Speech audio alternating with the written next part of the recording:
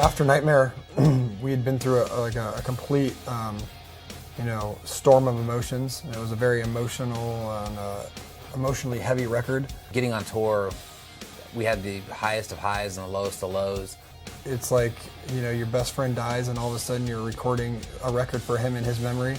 The next thing you know, you're on tour, and then 3 years have passed, and when you finally go back home and everything, settles, it's kind of a weird place you're in because your friend's still not there, and regardless of the success of the record, it doesn't really matter because you get home and you realize things are different than they've ever been before. Coming into the idea of writing a new album without the Rev,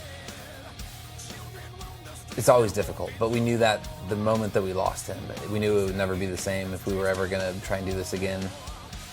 The world would definitely be at a loss for his brilliance as a songwriter. Emotionally, when we got back into the studio,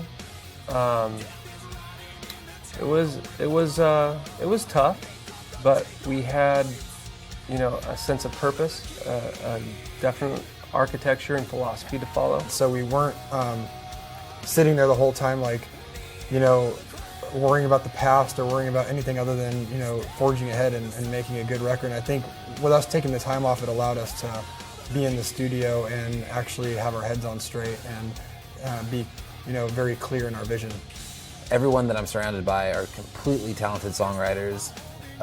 It's absolutely incredible musicians. I'm inspired by them all the time, not just them as my friends, and they're some of the most witty, funniest guys you could ever be around, but they're talented. Sin, Matt, Johnny, everyone can write songs, myself.